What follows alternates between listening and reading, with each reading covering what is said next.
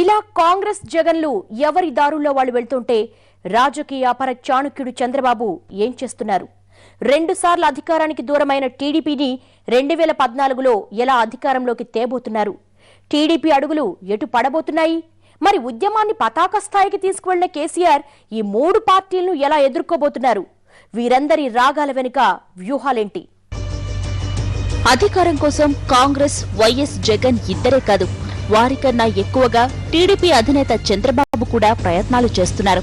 2009లో పొత్తుల కత్తులు దూసిన Prajarajyam TDP vote బ్యాంకును చీల్చి దెబ్బతీసింది. పీఆర్పీ సూర్యుడు కాస్త చేతిలో చెయ్యేసి హస్తమించాడు అనుకునే సమయానికి జగన్ తెరపైకి వచ్చారు. కాంగ్రెస్ హైకమాండ్ ను ధిక్కరించి తెరపైకి వచ్చిన జగన్ ఇప్పుడు చంద్రబాబుకు కూడా ప్రధాన రాజకీయ ప్రత్యర్థే. 2014 ఎన్నికల కల్లా ప్రభుత్వ వ్యతిరేకతతో పాటు జగన్ హవాను కూడా తగ్గించాలి అన్నది చంద్రబాబు వ్యూహంగా కనిపిస్తోంది. అందుకోసం దశల వారీగా తన ప్లాన్ వర్కౌట్ చేస్తున్నారు. ఇప్పటికే అవినీతి అంశాన్ని బేస్ చేసుకుని జగన్ మీద విమర్శల దాడికి దిగుతున్నారు. జగన్ ఆదాయ మార్గాలు, ఆయన కంపెనీల్లో పెట్టుబడుల మీదే ప్రధానంగా దృష్టి పెట్టిన చంద్రబాబు ఆ దిశలోనే ఇప్పటి వరకు ముందుకొచ్చారు.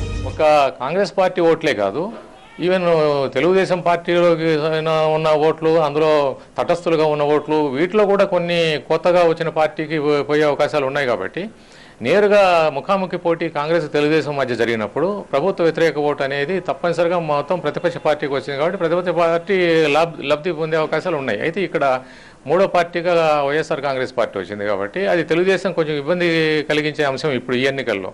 అయితే ఇప్పుడు వచ్చే ఎన్నికలకి 2014 ఎన్నికలకు పరిస్థితులు ఆ రోజు 2 ఏళ్ల తర్వాత రాజకీయాల్లో ఎప్పుడు ఏ మార్పులు వస్తాయో మనం ఊహించలేము. అవి ఒక నెల రోజుల్లోనే పరిస్థితులు మారచ్చు, అనుకూలం కావచ్చు, ప్రతికూలంగా మారచ్చు. టీడీపీకి సంబంధించిన వరకు వాళ్ళు ఒక ఇరకాటమైన పరిస్థితిని రాష్ట్రంలో ఎదుర్కొంటున్నారు. ఇటు తెలంగాణకు వచ్చేసరికి టీఆర్ఎస్ వ్యవహారం వాళ్ళని దెబ్బతీస్తుంది. అటు ఆంధ్ర ప్రాంతానికి, సీమాంధ్ర ప్రాంతానికి పోయినప్పుడు వైఎస్ఆర్ పార్టీ వాళ్లకు నిజంగా చెప్పాలంటే ఇవాళ కాంగ్రెస్ పార్టీ కానీ ప్రభుత్వ వైఫల్యాల వల్ల ఫస్ట్ బెనిఫిట్ పొందాల్సింది టీడీపీ. దురదృష్టవశాత్తు వాళ్ళకి ఇప్పుడు వైఎస్ఆర్ పార్టీ అనేది ఒకటి అడ్డం రావడం వల్ల వాళ్ళు పొందాల్సినంత బెనిఫిట్ పొందలేకపోతున్నారు. ఈ విధంగా చూసినప్పుడు వాళ్ళు ఈ 2 పార్టీలను కూడా ఉమ్మడి శత్రువుగా పరిగణించి ముందుకు పోయే అవకాశం కనబడుతుంది. జగన్ ఇప్పుడు జైలుకు వెళితే ఆ తర్వాత కాంగ్రెస్ ను టార్గెట్ చేయడానికి ఎత్తులు వేస్తున్నారు. వెతకబోయిన తీగ కాలికి తగిలినట్టు మోపిదేవి అరెస్ట్ టీడీపీ చేతికి బ్రహ్మాస్త్రంలా దొరికింది. కాంగ్రెస్ నేతల అవినీతి చరిత్రకు అద్దం పట్టేందుకు మోపిదేవి ఇష్యూను మరింత గట్టిగా ప్రజల్లోకి తీసుకువెళ్లాలి అన్నది చంద్రబాబు యోచనలా కనిపిస్తోంది. అదే సమయంలో కాంగ్రెస్ లో అంతర్గత కుమ్ములాటల్ని కూడా క్యాష్ చేసుకోవాలని ట్రై చేస్తోంది. ఇలా కాంగ్రెస్, జగన్ల మీద అవినీతి బ్రహ్మాస్త్రాన్ని ప్రయోగించి ఆ 2 పార్టీలను మాక్సిమం డ్యామేజ్ చేయాలని ప్రయత్నిస్తున్నారు చంద్రబాబు. ఇక 2009 నుంచి రాష్ట్రంలో 3 ఏళ్లుగా నెలకొన్న అస్థిర పరిస్థితులకు కాంగ్రెస్ వైఫల్యమే కారణమని ప్రజల్లో నమ్మకం కలిగించేందుకు ప్రయత్నాలు చేస్తోంది. 2009లో చిరంజీవి కన్నా 2014లో జగన్ నుంచే ఎక్కువ ప్రమాదం ఉందని బాబుకు తెలియంది కాదు. ఇప్పుడు కాంగ్రెస్ కన్నా జగనే టీడీపీకు ప్రధాన రాజకీయ ప్రత్యర్థి. అందుకే ఎలాగైనా జగన్ను రాజకీయంగా అంతం చేయాలని, ఆ తర్వాత కాంగ్రెస్ వైఫల్యాలన్నీ ప్రజల్లోకి తీసుకెళ్లాలని బాబు వ్యూహం పన్నుతున్నారు. అందుకు జగన్, కాంగ్రెస్ల మధ్య వైరాన్ని మాక్సిమం క్యాష్ చేసుకుంటున్నారు.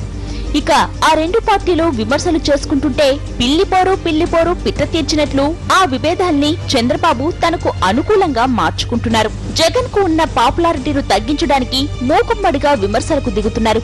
జగన్ ను సిబిఐ అరెస్టు చేస్తే ఆ విషయాన్ని పట్టుకుని ఆయన ప్రాభవాన్ని తగ్గించాలి అని చూస్తున్నారు. ఆ తర్వాత తీరిగ్గా కాంగ్రెస్ మీద ప్రజా వ్యతిరేకతను క్యాష్ చేసుకోవాలి అనుకుంటున్నారు. 3 ఏళ్ల కాంగ్రెస్ పాలనలోని అస్తవ్యస్త పరిస్థితులతో విసిగిపోయిన ప్రజా వ్యతిరేకతను పూర్తి స్థాయిలో బయటకు తీసుకొస్తే జనం టీడీపీను ప్రత్యామ్నాయంగా ఎంచుకుంటారు అన్నది బాబు అంచనా. 2014లో అధికారంలో వచ్చే విషయం ఇప్పుడప్పుడే మనం జ్యోతిషంగా చెప్పడానికి వీల్లేదు. కానీ మొత్తం మటుకు కాంగ్రెస్, వైఎస్ఆర్ యొక్క ఆ విభేదాలలో, ఆ 2 పార్టీల ఫైట్లో మటుకు తెలుగుదేశానికి కొంత అడ్వాంటేజ్ అయితే ఉంటుంది, తప్పకుండా చేస్తుంది. ఓటర్ల పరంగా కానీ లేకపోతే బలం పరంగా కానీ కొంత అడ్వాంటేజ్ ఉండే అవకాశాలు అయితే ఉన్నాయి. చంద్రబాబు ప్రతిపక్ష నాయకుడు, 19 సంవత్సరాలు ముఖ్యమంత్రిగా పనిచేశాడు, రాజకీయాల్లో ఆరితేరిన వ్యక్తి. చాకచక్యంలో చాణక్యంలో ఆరితేరిన వ్యక్తి, చక్రం తిప్పిన చంద్రబాబు అని పేరున్న వ్యక్తి. అలాంటి వాడు ఎటువంటి ఆపర్చునిటీ వచ్చినా కానీ ఆ ఆపర్చునిటీ వదులుకోడు. ఇప్పుడు కూడా వదులుకునే సమస్య లేదు. ఒక్క సీమాంధ్రలోనే కాదు, తెలంగాణలో కూడా పచ్చదండు ప్రాభవాన్ని పెంచేలా పావులు కదుపుతున్నారు చంద్రబాబు. 2014 సమయానికి తెలంగాణలో టీఆర్ఎస్ ప్రాబల్యం కూడా తగ్గుతుంది.